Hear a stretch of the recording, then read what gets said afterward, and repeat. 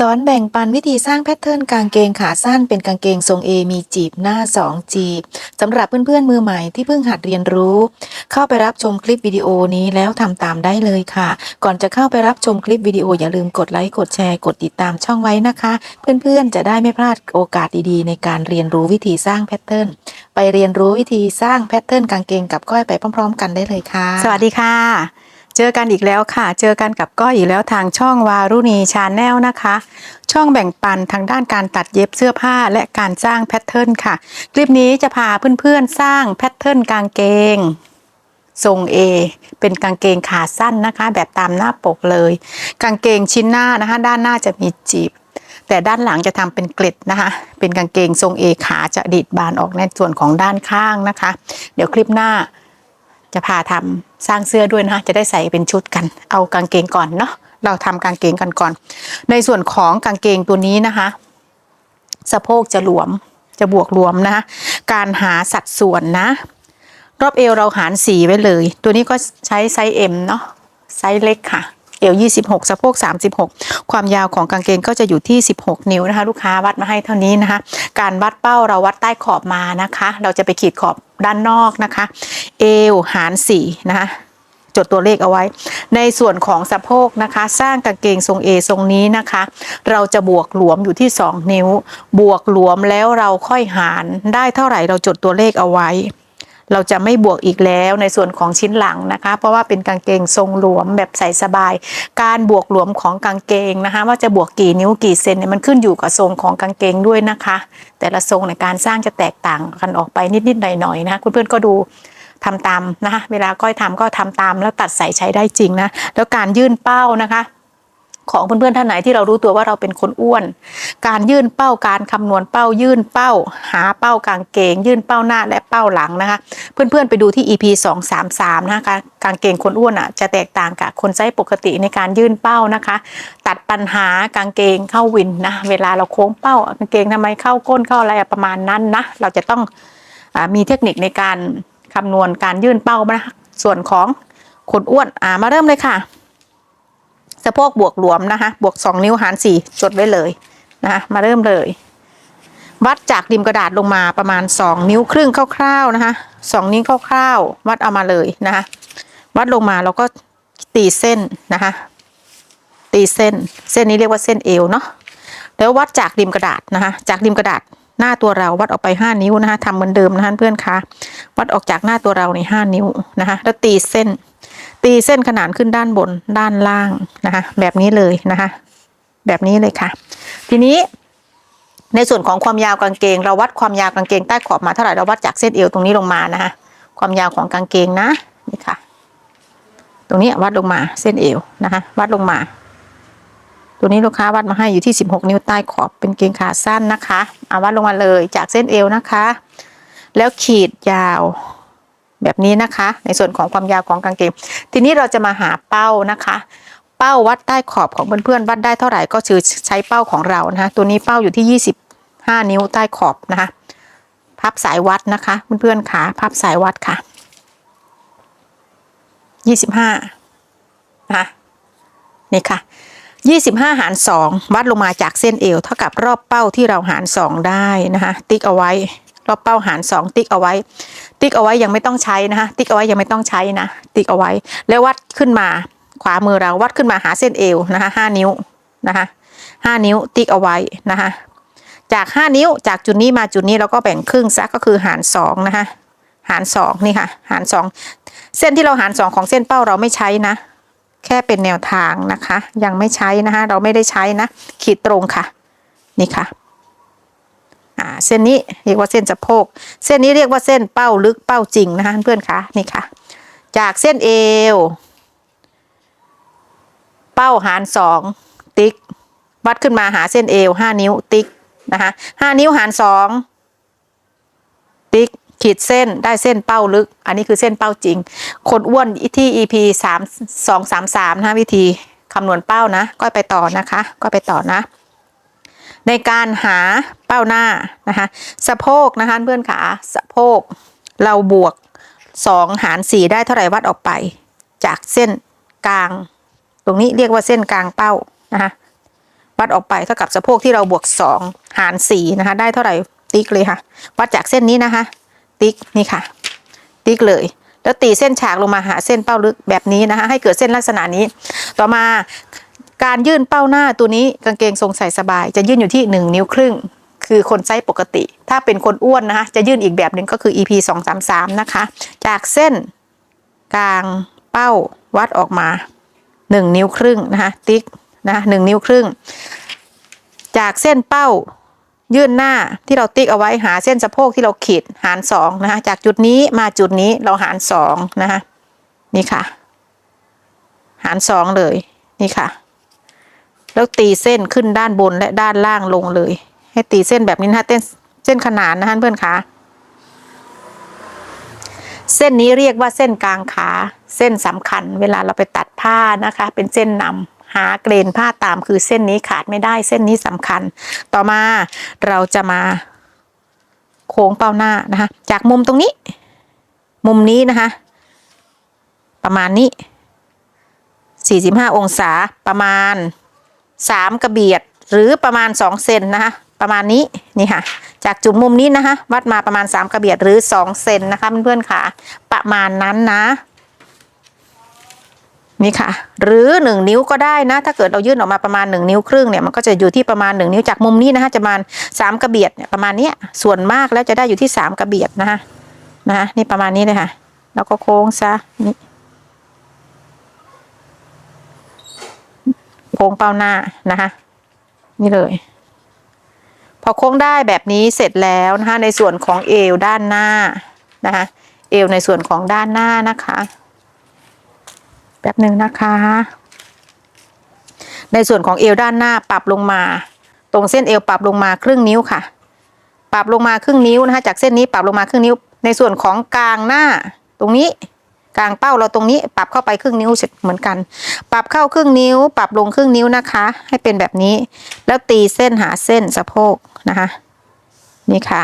ตีแบบนี้นะมองเห็นไหมเอ่ยมองเห็นอยู่เนาะนี่ค่ะตีหาเส้นสะโพกนะคะนี่ค่ะให้เกิดเส้นลักษณะนี้ต่อมานะคะในการหาเอวหาร4ได้เท่าไหร่วัดออกไปวัดเอียงแบบนี้นะคะจากจุดที่เราปรับเข้ามาครึ่งนิ้วนี่ค่ะปรับลงมาครึ่งนิ้ววัดเอียงนะคะเอว26หาร4ได้ 6.5 วัดจากจุดที่เราปรับเข้ามาครึ่งนิ้ว 6.5 ถึงตรงไหนติ๊กเอียงหาเส้นเอวนะคะติ๊กค่ะทีนี้ในส่วนของชิ้นหน้าเราจะบวกเขาจะเป็นจีบใหญ่เป็นเกล็ดเป็นจีบใหญ่ก็จะบวกไปที่2 นิ้วครึ่งนะคะ2 นิ้วครึ่งนี่ค่ะติ๊กเอาไว้แล้วบวกไป2 นิ้วครึ่งเพื่อที่จะทำจีบนะคะตัวนี้ก็จะทำจีบที่2 นิ้วครึ่งเลยนะคะเพื่อที่จะให้ทรงกางเกงเขามีจีบรีดมาตรงหน้าขานี่ค่ะ2 นิ้วครึ่งจากจุดนี้คือการบวกจีบเนี่ยไม่จำเป็นจะต้องเป็น2 นิ้วครึ่งนะคะถ้าเพื่อนๆท่านไหนที่เอวหนาหน่อยไม่จำเป็นต้องถึง2 นิ้วครึ่งก็ได้นะ1 นิ้วครึ่งก็ได้นะคะ1 นิ้วครึ่งก็ได้1 นิ้วครึ่ง2 นิ้ว2 นิ้วครึ่งก็ได้นะคะไม่จำเป็นจะต้องเป็น2 นิ้วครึ่งนะคะให้ทำจีบตรงเนี้ยตามสัดส่วนของเรานะคะถ้าสำหรับคนเอวหนาจะไม่ได้เยอะอย่างนี้นะอันนี้ก็ไปต่อนะคะนี่ค่ะก็จะเป็นลักษณะนี้ก็จะโค้งเอวหาเส้นสะโพกแบบนี้ก็จะรูปทรงแปลกๆหน่อยนะเพราะว่าเราทำจีบในส่วนของด้านบนนี่ค่ะเราใช้ไม้บรรทัดโค้งเราให้เป็นประโยชน์ส่วนที่คนเอวหนาไม้บรรทัดโค้งตรงนี้เว้านี่มันจะโค้งไม่ได้เราก็เลื่อนหาส่วนที่เขาโค้งน้อยตรงจุดนี้หานะคะนี่เลยตรงนี้ให้บาลานซ์กันระหว่างเส้นเป้าและเส้นสะโพกให้บาลานซ์กันนี่ค่ะให้เขาเป็นเส้นตรงเห็นไหมนี่ค่ะถ้าเขายังไม่ได้ตรงจุดนี้ยังไม่บาลานซ์ในส่วนของเอวเรานี่เราก็เลื่อนเขาลงนี่ค่ะเลื่อนเขาลงเห็นไหมนี่ค่ะเลื่อนเขาลงจนกว่าเขาจะได้นี่ค่ะนะคะเสร็จแล้วทีนี้เราก็จะมาคำนวณในการคำนวณจีบนะคะเอียงแบบนี้นะคะเมื่อกี้เราบวกจีบไป2 นิ้วครึ่งเราก็จะแบ่งจากในส่วนของกลางขาตัวนี้ออกไปข้างละเท่ากัน2 นิ้วครึ่งเราก็หาร2ออกไปข้างละเท่ากันก็คือข้างละ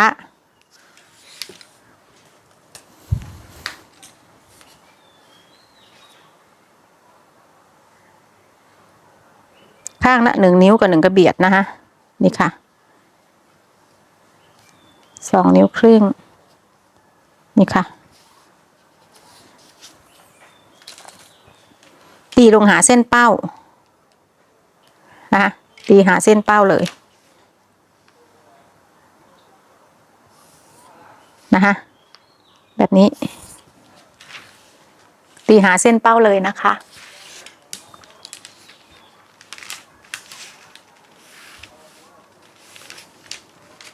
วัดจากตรงนี้นะคะเดี๋ยวเราโค้งเอวใช้ไม้บรรทัดโค้งนะคะนี่ขีดเส้นนี่ค่ะอันนี้คือกางเกงชิ้นหน้านะนี่เลยนี่ค่ะพอเราแต่งเส้นเอวเสร็จแล้วเรียบร้อยนะคะเพื่อนๆค่ะวัดจากเส้นที่เราแต่งโค้งเสร็จแล้วเรียบร้อยลงมาประมาณ1 นิ้ว1 นิ้วนะคะวัดลงมาประมาณ1 นิ้วแล้วเราจะเย็บล็อกนะคะเพื่อนๆค่ะเราจะเย็บล็อกในจุดนี้ในส่วนของเกล็ดนะคือจีบตรงนี้เราจะเย็บล็อกแค่1 นิ้วจากเส้นใต้ขอบลงมาแค่1 นิ้วนะคะส่วนที่เหลือเราเย็บเป็นเส้นได้ห่างนะคะปล่อยได้ห่างเอาไว้แล้วเราไปรีดจีบให้เรียบร้อยแล้วเราค่อยเลาะแล้วดึงได้ออกนะคะในส่วนของจีบตรงนี้นะคะปรับแล้วเรียบร้อยนะค่ะแต่งเส้นให้สวยงามนะ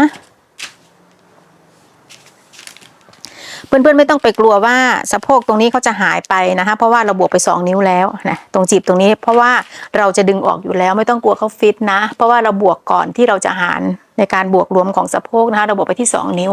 เวลาเราเย็บเกล็ดเสร็จแล้วเราก็รีดแล้วเราจะมีการดึงได้ออกคือแกะเป็นจีบเปิดนะไม่ต้องกลัวว่าสะโพกจะฟิตนะคะอันนี้ในส่วนของชิ้นหน้าเราได้แล้วนะคะได้แล้วต่อมาเราจะมาทำในส่วนของชิ้นหลังนะคะจะทำเป็นเกล็ดไม่ทำจีบนะคะจะทำเป็นเกล็ดไม่ทำจีบในส่วนของเอวด้านบนนะคะมันเริ่มทำในส่วนของชิ้นหลังวัดจากเส้นเป้ายื่นหน้าตรงนี้นะคะเป้ายื่นหน้านะคะออกมา2 นิ้วครึ่งจากจุดนี้วัดออกมา2 นิ้วครึ่งเพื่อนๆท่านไหนที่อ้วนนะคะดู EP 233นะคะการยื่นเป้านะจากจุดนี้ออกมา2 นิ้วครึ่งติ๊กไว้นะคะ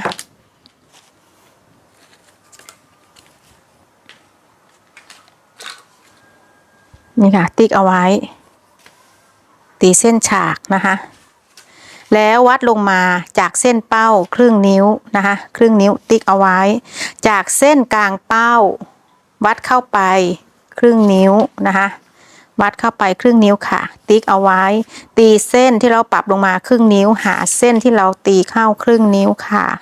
แบบนี้นะคะนี่ค่ะแล้วในส่วนของชิ้นหลังนะคะวัดจากเอวด้านหน้าที่เราปรับเข้า1/2 นิ้วแล้วนะคะวัดจากจุดนี้นะคะวัดเข้าไป1 นิ้วครึ่งนะคะวัดเข้าไป1 นิ้วครึ่งค่ะนี่ค่ะติ๊กแล้วตีเส้นหาเส้นเป้าลึกนะคะเพื่อนๆอย่าตีผิดเส้นนะคะชิ้นหน้าตีลงหาเส้นสะโพกชิ้นหลังตีลงหาเส้นเป้าลึกนะคะไม่งงนะจะตีผิดเส้นนะคะนี่ค่ะตีในส่วนของชิ้นหลังเราตีขึ้นมาก่อนเบาๆค่อยว่ากันนะคะตีขึ้นมายาวๆแบบนี้ก่อนเดี๋ยวเราค่อยว่ากันต่อมาในการโค้งเป้าด้านหลังทำเหมือนด้านหน้านะคะตรงมุมฉากตรงนี้นะคะประมาณ3 กระเบียดหรือ2 เซนนะคะคร่าวๆนะคะนี่ค่ะ3 กระเบียดหรือ2 เซนนะคะเวลาเราโค้งเป้าหลังนะคะใช้ไม้บรรทัดตรงส่วนนี้นะโค้งให้เขาเป็นแนวนอนนะอย่าให้เขาเป็นเหลี่ยมให้เขานอนอ่ะเราลองวาดภาพสะโพกเราด้านหลังเวลาเป้าเราโค้งลงไปทรงจะเป็นอย่างนั้นตัดปัญหาเรื่องกางเกงเข้าวินเนาะไอ้ตรงนี้สำคัญนะคะนี่ให้เขานอนเนี่ยนี่ก็มีส่วนที่เราปรับลงมา1/2 นิ้วนะเนี่ยเราปรับ1/2 นิ้วเราจะได้เวลาเราโค้งเป้าจะได้สโลปเนาะนี่ค่ะนี่เลยให้เขาแนวนอนแบบนี้นะไม่งงเนาะนี่ค่ะโค้งเสร็จแล้วเรียบร้อยเราเช็คเป้าเลยนะคะเพื่อนค่ะเป้าที่เราวัดเอาไว้นะคะเช็คด้านหน้าก่อนเริ่มจากจุดนี้เลยเป้าหน้านะคะเราเช็คด้านหน้าก่อนนะคะตั้งไม้สายวัดนะคะถึงตรงนี้หยิบมาแล้วมาเริ่มต่อจากจุดนี้นะคะนี่เลยเป้าที่เราวัดเอาไว้ได้เท่าไหร่วนขึ้นมาถึงตรงไหนติ๊กตรงนั้นนะคะของก้อย25 นิ้วถึงตรงไหน ติ๊กตรงนี้เลย ของเราถึงตรงไหนติ๊กเลยนะคะได้แล้วในส่วนของเป้าที่เรา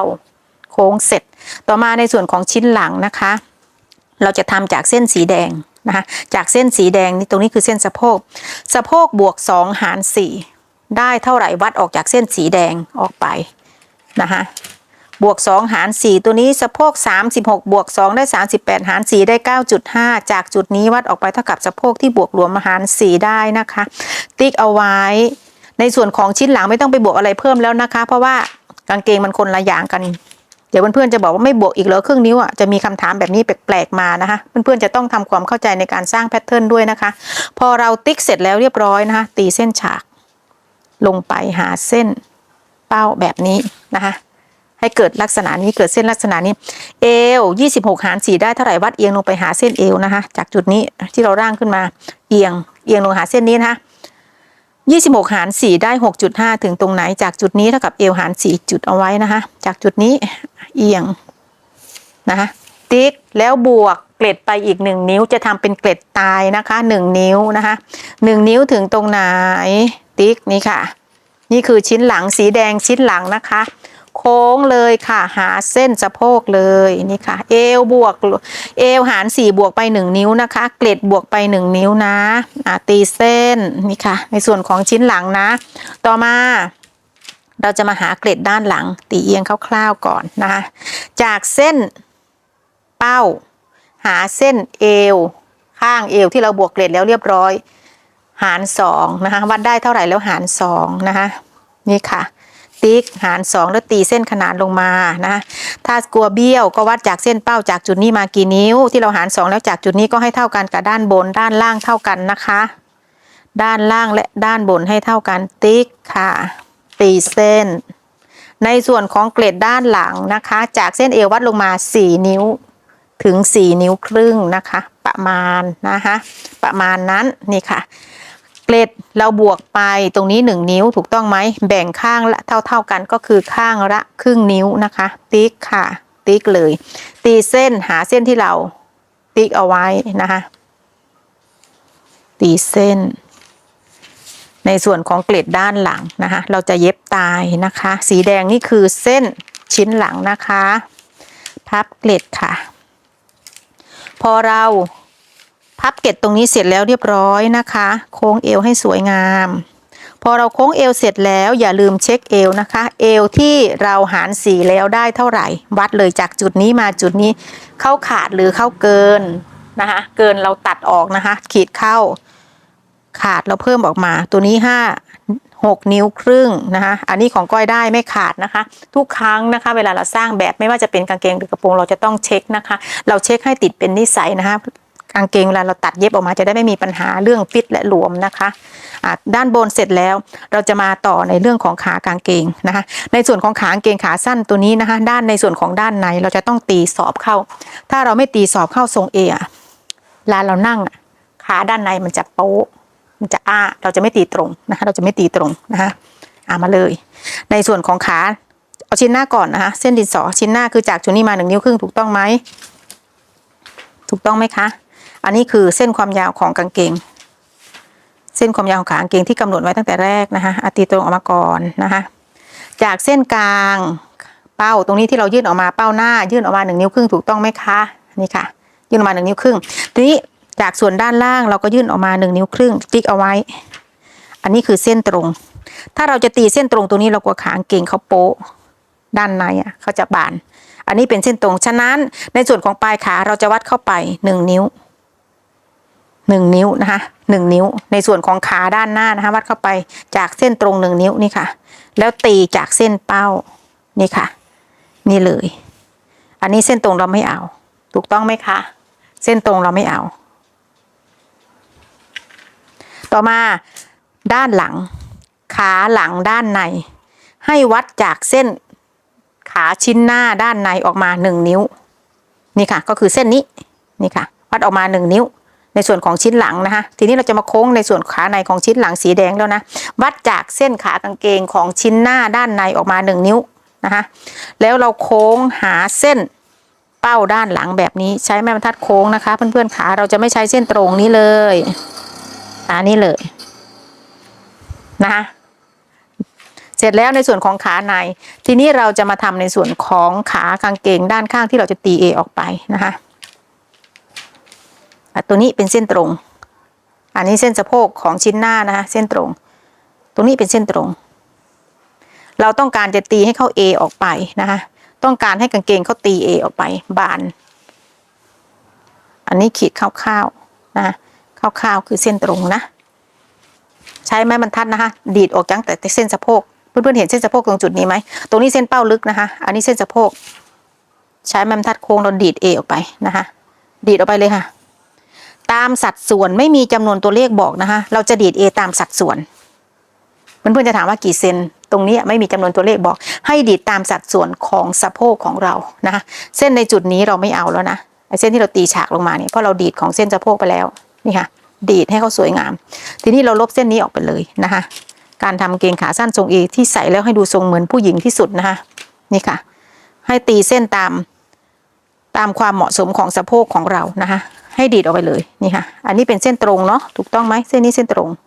นี่ค่ะใช้แม่บรรทัดโค้งตรงสะโพกอย่าให้เข้าไปกินออกไปนะคะให้เข้าไปกินตรงด้านเส้นเป้านะคะนี่ดีดออกไปนะคะพอดีดออกไปเสร็จแล้วนะคะจากจุดนี้นะคะดีดออกไปทีนี้ในส่วนนี้คือของชิ้นหน้าเราจะมาโค้งของชิ้นหลังเราจะดีดปลายขาของชิ้นหลังก็คือวัดจากเส้นชิ้นหน้าออกไป1 นิ้วนะคะชิ้นหน้าออกไป1 นิ้วก็คือทำเหมือนขาด้านในของที่เราขีดเมื่อกี้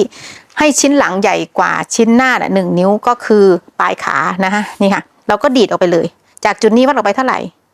ของชิ้นหน้าดูซิกี่นิ้วจากจุดนี้วัดออกไปเท่าไหร่ครึ่งนิ้วตัวนี้เราก็วัดออกไปให้เท่ากัน